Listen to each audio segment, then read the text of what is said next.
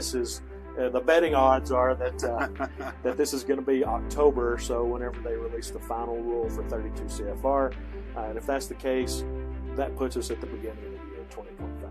Welcome, Austin from Justice IT here, and today we're talking about the 48 CFR proposed rule for CMMC. I have Brooke Justice here from Justice IT. He is our resident compliance guru, and funny enough, the man at the helm of Justice IT, so that makes us a compliance-led company. Thank you, Brooke, for coming here today. Well, I appreciate y'all having me on and seeing what questions I can answer for you.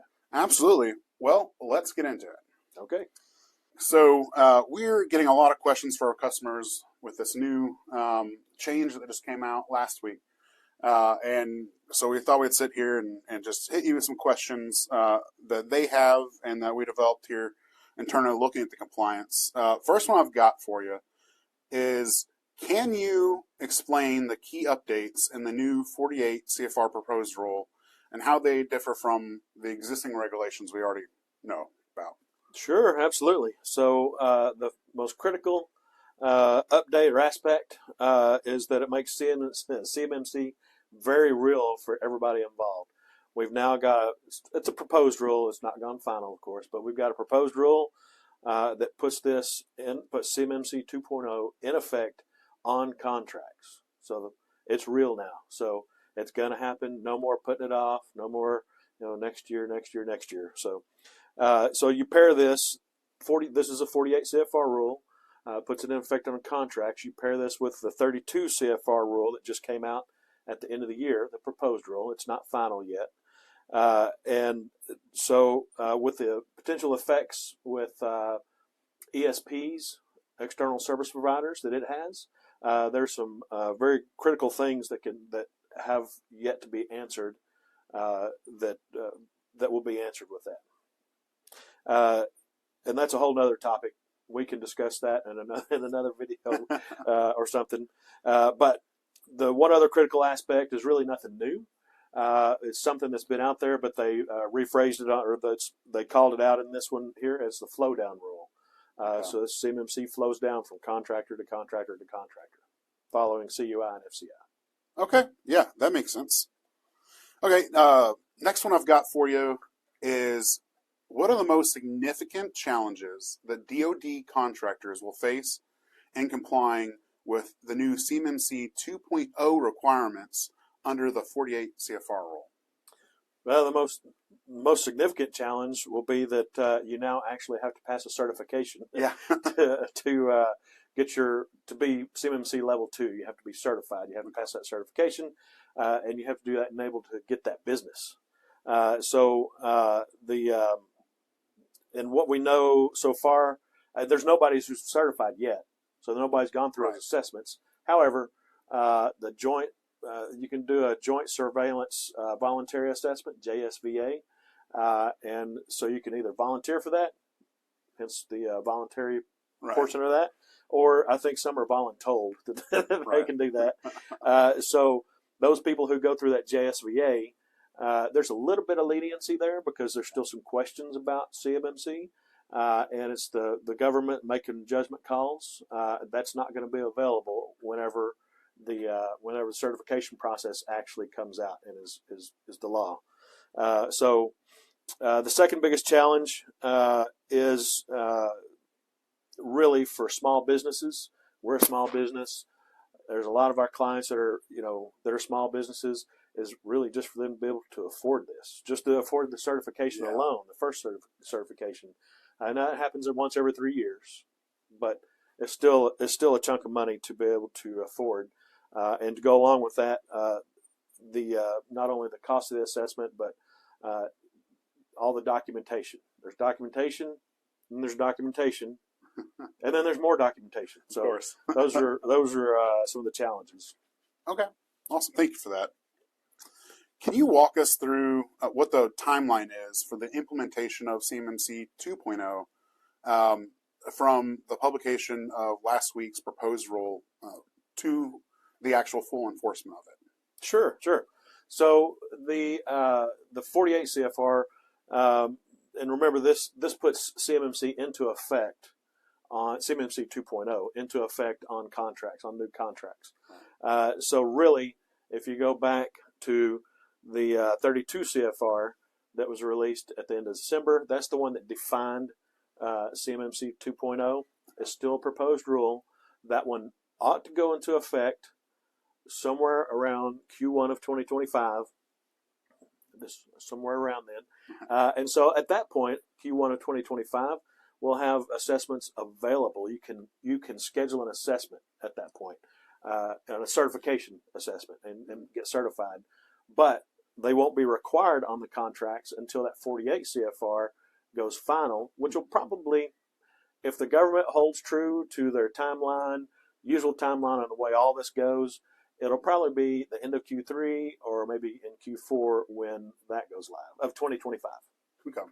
And there's a bit of precedent for that because on the 32 CFR rule, is that correct? They actually followed through on the timeline of things are supposed to happen. Am I correct about that? Yes, they did, yeah. And so we'll see whenever this 32 CFR final rule comes out. Mm-hmm. So the process now is we're waiting for the final rule to come out. Right. So when the final rule comes out, when it comes out, there'll be 60 more days until it goes into effect.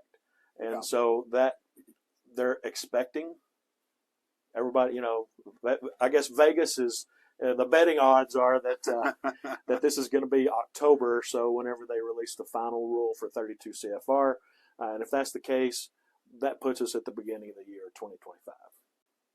How should subcontractors approach the certification process, especially those who have never been through a CMMC assessment before? Sure. So the only people or only companies who have been through assessments, certification assessments, are ones who have gone through the Joint Surveillance Voluntary Assessment, the JSVAs. Okay. And so we have those as a frame of reference. And really, I would say, if you think you're ready, if you think we're ready to go, we're good to go for this, I would say, see if you can apply and go through a Joint Surveillance Voluntary Assessment, JSVA, because there's a little leniency there. And that's not going to be there for when the CMMC 2.0 really kicks in, probably the end of 2025. We'll see when, but that's the Vegas odds right now. But as far as the actual certification process by a C3PAO, that'll happen once every 3 years. So this first time, it's going to be there's some questions around exactly what's going to go on, exactly how it's going to be. Everything's going to be assessed. So what I would really say is you probably need to hire an assessor from a C3PAO to come in and do a pre-assessment or a mock assessment. The mock assessment specifically means treating it like an assessment. Right. So there's some difference there, but basically get some consulting beforehand. It's probably going to be about the same price as an actual assessment.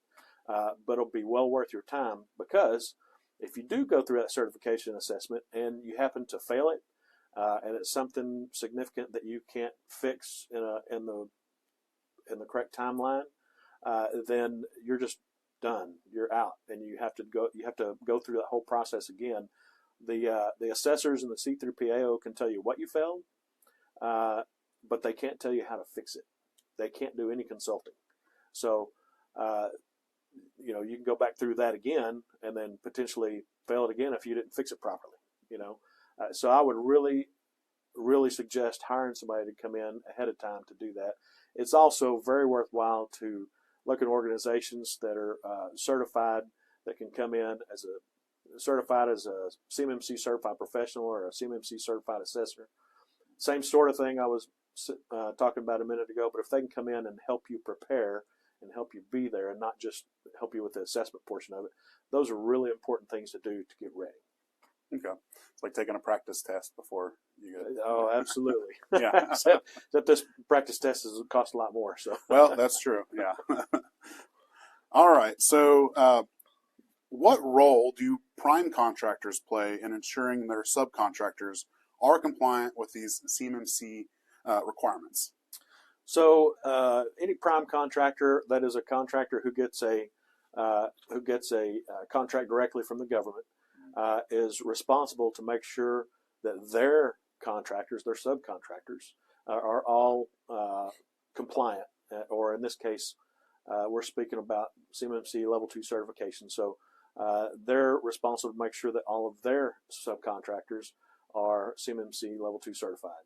What that also means is that each one of those subcontractors have to also, it's the flow down rule, they have to also make sure that their subcontractors and all the contractors, people they use to fulfill this contract that they have to be compliant for, that all those subcontractors have to be certified, and so on and so on. That's why it's called a flow down rule, because it all rolls downhill. So awesome. Okay.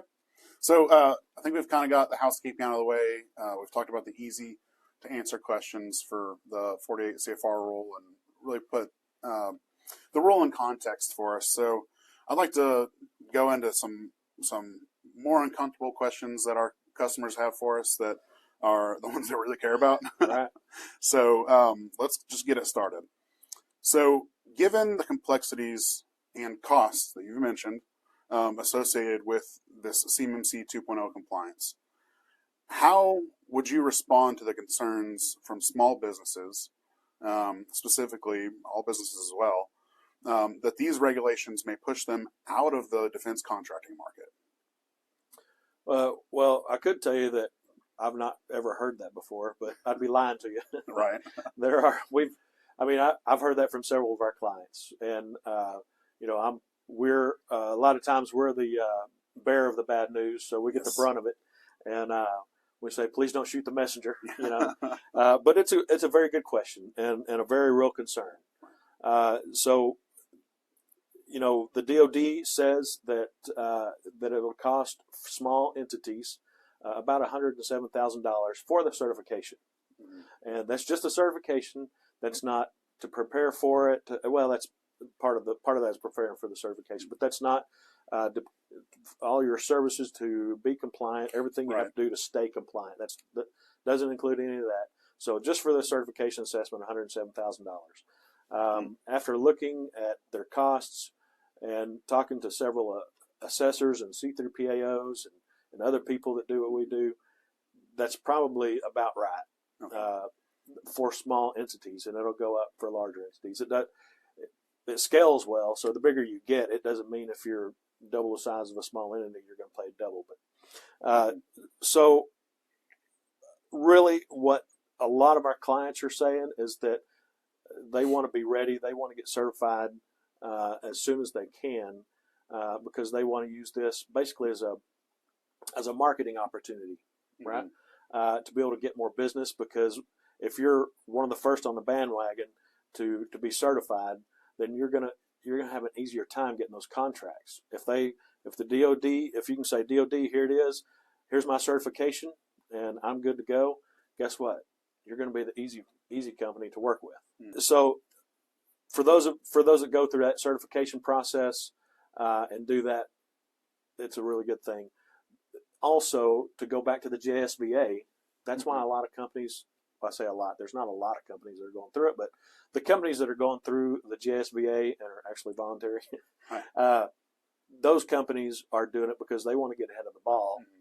They want to be able to say, hey, look, we've gone through our JSVA assessment and we're good to go, and we want some of those contracts. And so that's a marketing opportunity. You can make that money back.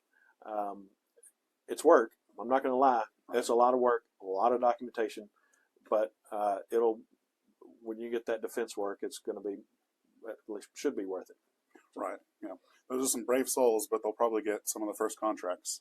Yes. Right. Yes, they will. Like I said, it'll be very easy to say, here's my certification. You'll be in a database, but here's my certification. We're good to go, and they're going to say, hey, Joe Blow's machine parts over here, they're certified. They're the easy one. Let's give the contract to them. Right. Okay. Thank you. So the next one I have for you is, what are the potential consequences for subcontractors who fail to achieve the required CMMC certification by the deadline specifically? Well, the deadline is going to be at contract award. Okay.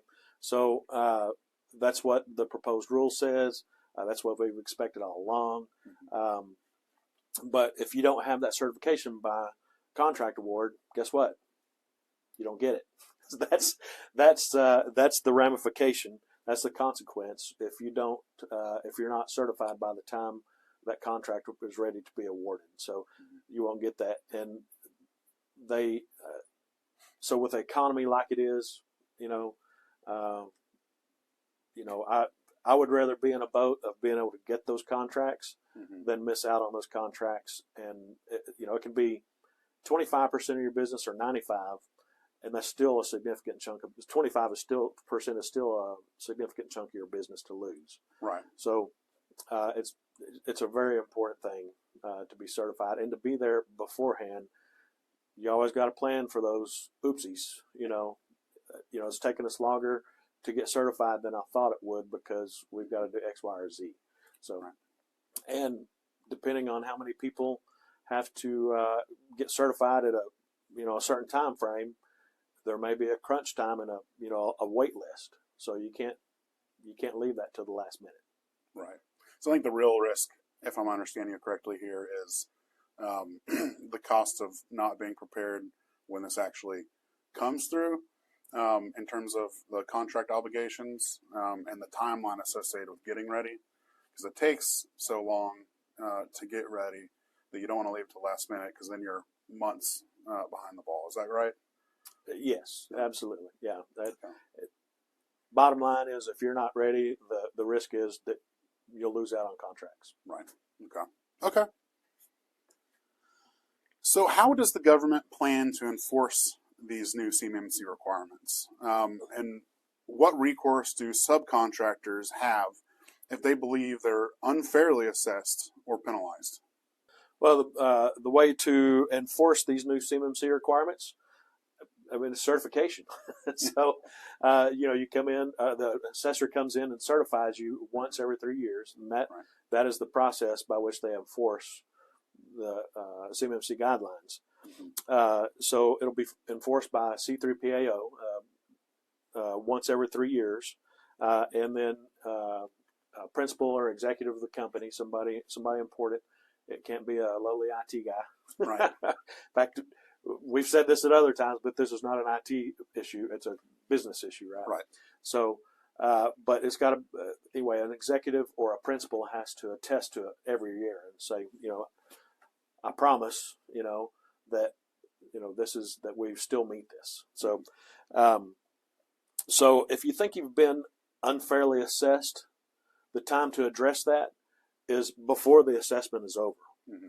And, it's kind of like talking to a police officer that's pulled you over for speeding or something, you don't want to be a jerk to the assessor. Right. But, you want to bring it up and say, hey, this is not the way I understand this, or whatever the case may be. And just work through it and discuss it and talk about it, and see what they can do. They can't, again, they can only assess you. They can't give you any consulting. They can't help you out, right? The time for that, the time for any of that consulting is beforehand. One of the pre-assessments I was talking about, or a mock assessment or something like that, is the time for some of that CMMC consulting. But after the fact, if you have been, if you think you've been unfairly assessed on a control or an objective or something, then you file an appeal with the C3PAO. So the C3PAO is the company who provides the assessors. So if you've already talked to the assessor and they said no dice, and they turn in the score, then you fill out an appeal. There will be a formal appeal document process coming out, but you basically appeal to the C3PAO. They take a look at it. They talk to you. They talk to the assessor, and they make a ruling on it, basically, which kind of seems unfair because it's the company that assessed you. But an assessor is like a judge, in a contest, sort of, not exactly. I don't want to degrade what an assessor is doing, but they're sort of like a judge. But one assessor can say, I can understand that, and the other assessors say, no, it really means this. But a C3PAO can look at it and say, make a judgment call. Yes, I think you're right, or no, the assessor is right. We're going to stick with our ruling. At that point, you should be able to appeal to the Cyber AB, the board that oversees all the C3PAOs, and then they'll make a final determination. Okay. So there is a process that, if needed, to be used, a formal process to appeal. But appeals are never ideal, Right. because, I mean, appeals appeal. It's never guaranteed, and again, like you said, you're going to be rejudged by the same general entity that had previously judged you, right? So it sounds like to me, tell me if I'm wrong, but there might be some good legwork associated that subcontractors or contractors might want to do in terms of can they pick their assessor? Can they interview their assessors? Can you find your own? What a very good question. So yes, you can you can pick your assessor and say, I want Johnny Appleseed here to do my assessment, and that doesn't mean that you'll definitely get Johnny Appleseed, but because Johnny Appleseed may be 100 clients deep in this, and you may need it before a certain timeline, before a certain time frame. Which goes back to being prepared. Being prepared, yes, exactly.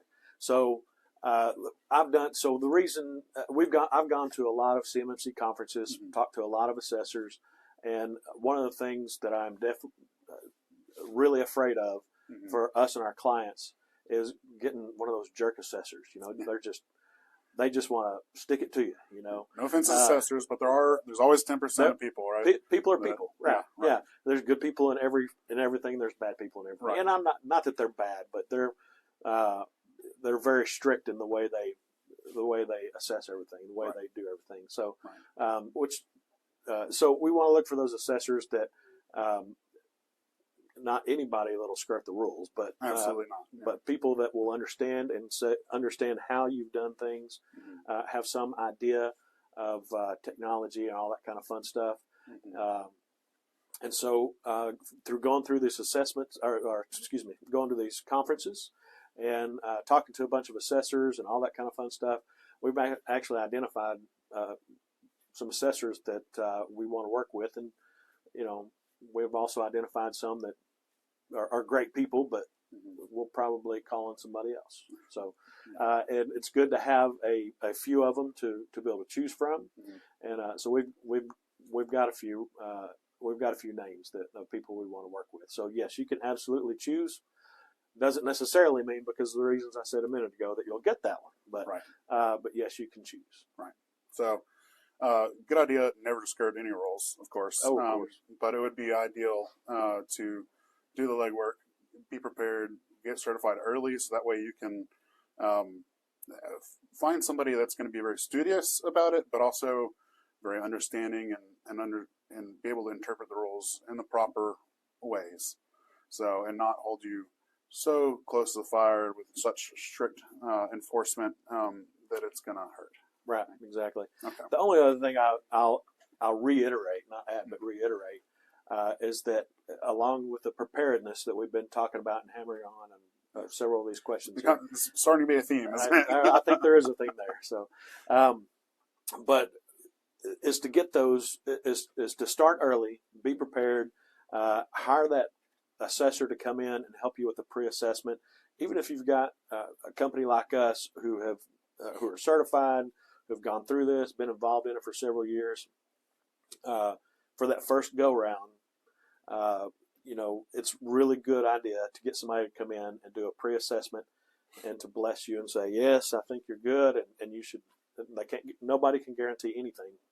In fact, when you become certified by the Cyber AB, it specifically states that you can't guarantee anything. Right. So it's never a good idea to do it anyway, but by the Cyber AB rules, they are forbidden from guaranteeing any outcomes, which makes total sense. Right. Absolutely. Yeah. So it's preparedness. Yes, absolutely. And it's a good idea to avoid anybody, just to get that out there, that does guarantee things, because that might be a sign to call somebody else. Yes, right? absolutely. Absolutely. Absolutely. Okay. With the phased rollout of the CMMC requirements, do you think there is a sufficient clarity and support from the DoD to help those subcontractors meet the deadlines? Specifically, I'm talking about those that are less resourced.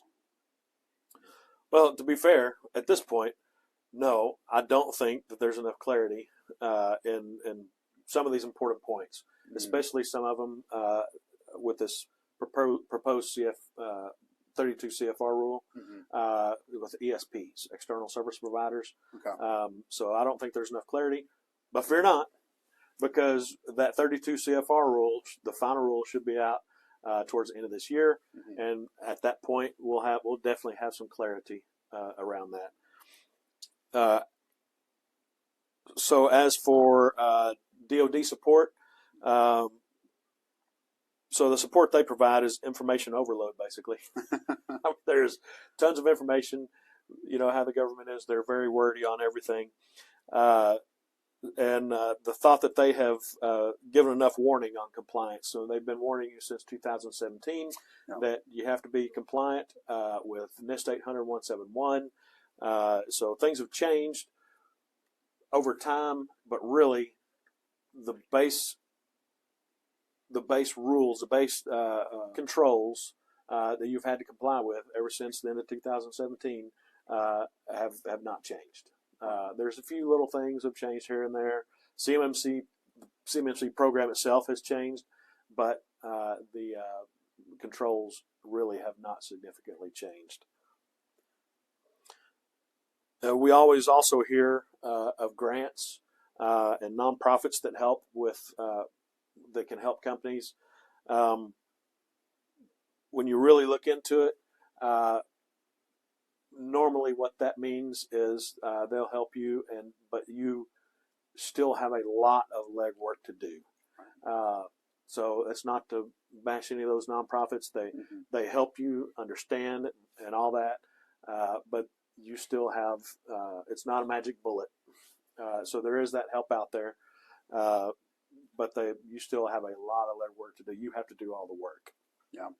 There seems to be a lot of resources from nonprofits, or even free templates, or templates you can buy for a lower cost. But I think in terms of your paperwork, and there's some consulting, I think, from these agencies and whatnot. But I think the real burden is the implementation of it. And there's not a lot of help there from what I've seen. Am I right? Right. No, that's correct. The real burden is implementation, and then part of that implementation, I was going to say another part, but really part of that implementation is documentation. And like I said a while ago, it's also documentation, and it's more documentation. So just the amount of documentation you have to provide for this, and from the get-go to prove that you've been doing this, right?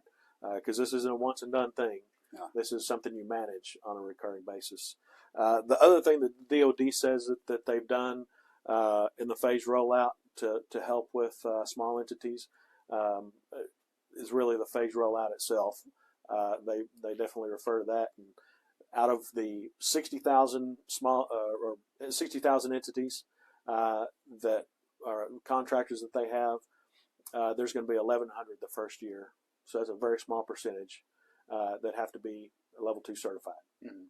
So that's another way that they've said that they've helped small business with this, helped them along with this and be prepared, because only 1,100 or so will have to be certified. Now, how that'll actually shake out, whenever Lockheed gets their contracts and says, "Oh yeah, now we have these 52 contractors here for this one contract that now have to be level 2 compliant," we'll have to see how that actually shakes out. Right. But the whole point is that there's a smaller percentage the first year, a pretty small percentage the first year that'll have to be level 2 certified. You have to go through that assessment. Okay.